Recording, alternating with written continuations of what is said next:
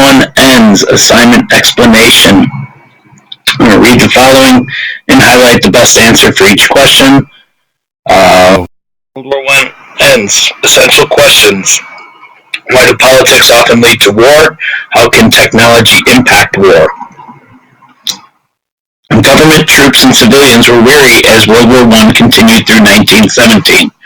Shortly after the United States entered the war, Germany made its final military gamble on the Western Front and lost.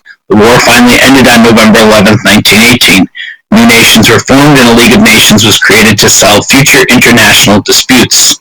The last year of the war. Guiding question: how did World War I come to an end? The year 1917 was not a good one for the Allies.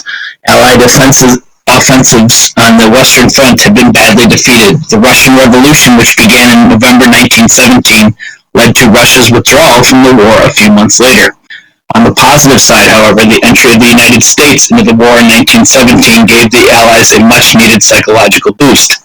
The United States also provided fresh troops and supplies. For Germany, the withdrawal of the Russians offered new hope for a successful end to the war. Germany was then free to concentrate entirely on the Western Front. Erich Ludendorff, who guided German military operations, decided to make one final military gamble, a grand offensive in the West. The German attack was launched in April 1918. By April, German troops were within about 50 miles of Paris. However, the German advance was stopped at the Second Battle of the Marne on July 18th. French, Moroccan, and American troops, 140,000 fresh American troops had just arrived, supported by hundreds of tanks, pushed the Germans back over the Marne. Ludendorff's gamble had failed. With more than 1 million American troops pouring into France, Allied forces began an advance towards Germany. On September 29, 1918, General Ludendorff told German leaders that the war was lost. He demanded that the government ask for peace at once. But, number one, what was the primary reason why the Allies won World War I in the final year of the war? A, they dominated the Western Front. B, the withdrawal of the Russians from the war. C, the United States entry into the war. Or D, Germany being able to focus entirely on the Eastern Front of the war. Excuse me. Correct answer is C, the United States entry into the war. Lapse and armistice. German officials found that Allies were unwilling to make peace with the autocratic imperial government of Germany. Reforms for a liberal government came too late for the tired, angry German people. On November 3, 1918, sailors in the northern German town of Kiel mutinied. Within days, councils of workers and soldiers formed throughout northern Germany and took over civilian and military offices. Emperor William II gave in to public pressure and left the country on November 9th. After his departure, the Social Democrats under Friedrich Ebert announced the creation of a democratic republic. 2 days later, on November 11, 1918, the new German government signed an armistice to end the fighting. So the word armistice best means in the context of this paragraph: A, the start of the war, B, the end of the war, C, the escalation of the war, D, a stalemate in the war. And the correct answer for number 2 is B, the end of the war. Revolutionary forces. The war was over, but the revolutionary forces that had been set in motion in Germany were not yet exhausted. A group of radical socialists, unhappy with the Social Democrats' moderate policies, formed the German Communist Party in December 1918. A month later, the Communists tried to seize power in Berlin. The new Social Democratic government, backed by regular army troops, crushed the rebels and murdered Rosa Luxemburg and Karl Liebknecht, leaders of the German Communists. A similar attempt at communist revolution in the city of Munich in southern Germany was also crushed. The new German Republic had been saved. The attempt at revolution, however, left the German middle class with a deep fear of communism. Austria-Hungary also experienced a disintegration and revolution. As the empire grew war-weary, ethnic groups increasingly sought to achieve their independence. By the time World War I ended, the Austro-Hungarian Empire had ceased to exist. The empire was replaced by independent republics of Austria, Hungary, and Czechoslovakia, along with the large monarchical state called Yugoslavia. If he says Austria-Hungary being replaced by the countries of Austria, Hungary, and Czechoslovakia were largely a result of A. militarism, B. alliances, C. imperialism, or D. nationalism. The correct answer is D. nationalism. Peace settlements. Guiding question. How was the final settlement of World War I established? In January 1919, representatives of 27 victorious Allied nations met in Paris to make a final settlement of World War I. Over a period of years, the reasons for fighting World War I had changed dramatically. When European nations went to war in 1914, they sought territorial gains. By the beginning of 1918, however, they were also expressing more idealistic reasons for the war. Wilson's proposals. No one expressed these idealistic reasons for war better than the President of the United States, Woodrow Wilson. Even before the end of the war, Wilson outlined 14 points to the U.S. Congress, his basis for a peace settlement that he believed justified the enormous military struggle being waged. Wilson's proposals for a truly just and lasting peace included reaching the peace agreements openly rather than through secret diplomacy. His proposals also included reducing armaments, military forces or weapons, and ensuring self-determination, the right of each people to have their own nation. Wilson portrayed World War I as a people's war against absolutism and militarism. These two enemies of liberty, he argued, could be eliminated only by guaranteeing democratic governments and a general association of nations. This association would guarantee political independence and territorial integrity to all states. Wilson became the spokesperson for a new world order based on democracy and international cooperation. When he arrived in Europe for the peace conference, Wilson was cheered enthusiastically by many Europeans. President Wilson soon found, however, that more practical motives guided other states. So what was Wilson's goal with the 14 points? A. Lasting peace, B. U.S. domination, C. World War II, or D. Future alliances to prevent war. The correct answer for number 4 is A. Lasting peace. How could absolutism and militarism be eliminated according to Wilson? A. Reducing militaries and self-determination for nations, B. Secret diplomacy, C. Enormous militaries, or D. Territorial gains. 5. The correct answer is A. Reducing militaries and self-determination for nations. The Paris Peace Conference. Delegates met in Paris in early 1919 to determine the peace settlement. Complications soon arose at the Paris Peace Conference. For one thing, secret agreements that had been made before the war had raised the hopes of European nations for territorial gains. These hopes, however, conflicted with the principle of self-determination put forth by Wilson. National interests also complicated the deliberations of the Paris Peace Conference. David Lloyd George, Prime Minister of Britain, had won a decisive victory in the elections in December 1918. His platform was simple: make the Germans pay for this dreadful war. France's approach to peace was chiefly guided by its desire for national security. To Georges Clemenceau, the Premier of France, the French people had suffered the most from German aggression.